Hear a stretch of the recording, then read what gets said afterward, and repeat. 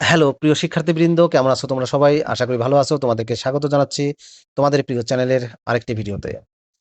এসএসসির ফল কবে প্রকাশ করা হবে এবং এইচএসসির পুনর্নিরীক্ষার ফল নিয়ে কি বলছে বোর্ড, বিস্তারিত জানিয়ে দেব। আশা করব ভিডিওটি কন্টিনিউ করবা।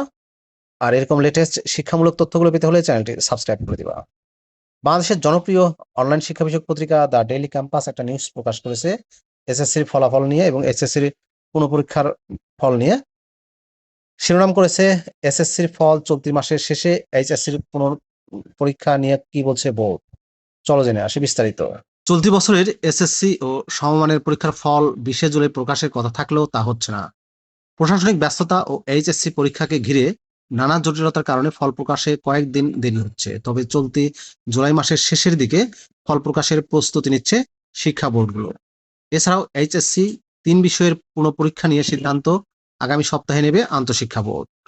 শনিবার 18 জুলাই আন্তঃশিক্ষা বোর্ড সমন্বয় কমিটির সভাপতি ও ঢাকা মাধ্যমিক উচ্চশিক্ষা বোর্ডের চেয়ারম্যান অধ্যাপক সৈয়দ আখতারুজ্জামান দ্য ডেইলি ক্যাম্পাসকে এই তথ্য জানান।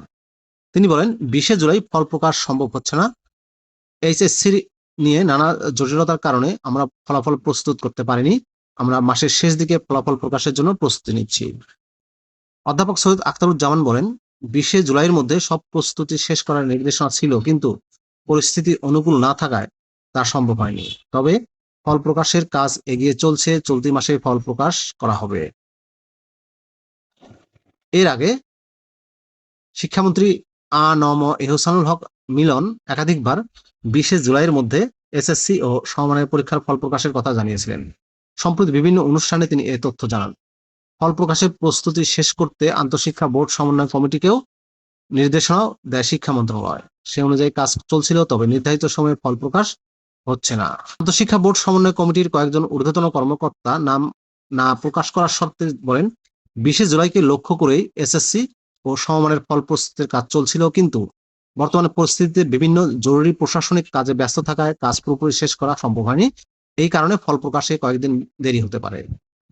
এদিকে প্রতিকূল আবহাওয়া কিংবা সংশ্লিষ্ট অনিবার্য কারণে যারা চলমান এইচএসসি ও সমমানের পরীক্ষা কোনো বিষয়ে অংশগ্রহণ করতে পারেনি, সেই অনুপস্থিত শিক্ষার্থীরা চট্টগ্রাম শিক্ষা বোর্ডের ইতিমধ্যে স্থগিত হওয়া সংশ্লিষ্ট বিষয়ের অভিন্ন পরীক্ষাপত্রে শিক্ষা মন্ত্রণালয় কর্তৃক নির্ধারিত একই তারিখ ও সময়ে পরীক্ষায় অংশগ্রহণের কথা জানিয়েছে সরকার। এছাড়া বৈরী আবহাওয়ায় গত 13 জুলাই অনুষ্ঠিত এইচএসসি পরীক্ষার 3টি বিষয়ে বিশেষ সুযোগ দেওয়ার ঘোষণা দিয়েছে শিক্ষা মন্ত্রণালয়।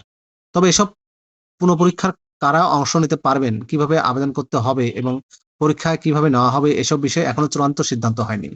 আগামী সপ্তাহে শিক্ষা মন্ত্রণালয় ও আন্তঃশিক্ষা বোর্ডের বৈঠকের পর এই বিষয়ে বিস্তারিত নির্দেশনা দেওয়া হবে। শিক্ষা বোর্ড কর্মকর্তারা জানিয়েছেন, গত 13 জুলাই পদার্থবিজ্ঞান তত্ত্বীয় প্রথম পত্র, হিসাব বিজ্ঞান প্রথম পত্র ও যুক্তিবিদ্যা প্রথম পত্রের পরীক্ষায় যারা অনুপস্থিত ছিলেন তারা শিক্ষা মন্ত্রণালয়ের নির্ধারিত তারিখে অভিন্ন প্রশ্নপত্রে পুনঃপরীক্ষায় অংশ নেওয়ার সুযোগ পেতে পারেন। বাংলাদেশ মাদ্রাসা শিক্ষা বোর্ডের চেয়ারম্যান অধ্যাপক খন্দকার মোহাম্মদ সাদিকুর রহমান দ্য ডেইলি ক্যাম্পাসকে বলেন, মাদ্রাসা বোর্ডের পরীক্ষা শেষের দিকে আগামী সপ্তাহের মধ্যেই স্থগিত পরীক্ষাগুলোর বিষয়ে সিদ্ধান্ত নেওয়া হবে। চট্টগ্রামের বন্যা পরিস্থিতিও পর্যালোচনা করা হবে। আমরা শিক্ষার্থীদের ভোগান্তি কমিয়ে পরীক্ষার তারিখ নির্ধারণের চেষ্টা করব। তিনি আরো বলেন, দাখিল পরীক্ষার ফলাফল প্রকাশে আমরা মোটামুটি প্রস্তুত। বাকি কাজ শেষ করতে আরো 2-3 দিন সময় লাগবে। এরপর মন্ত্রণালয়ের প্রতিবেদন জমা দেওয়া হবে। ফলাফল প্রকাশের তারিখ মন্ত্রণালয় নির্ধারণ করবে। তবে চলতি মাসের মধ্যেই ফল প্রকাশের আশা করা হচ্ছে। আন্তঃশিক্ষা বোর্ড সমন্বয় কমিটির সভাপতি অধ্যাপক সৈয়দ আখতারুজ্জামান বলেন, শিক্ষামন্ত্রীর ঘোষণার আলোকে প্রয়োজনীয় ব্যবস্থা নেওয়া হবে। শিক্ষা মন্ত্রণালয়ের সঙ্গে নিয়মিত যোগাযোগ হচ্ছে।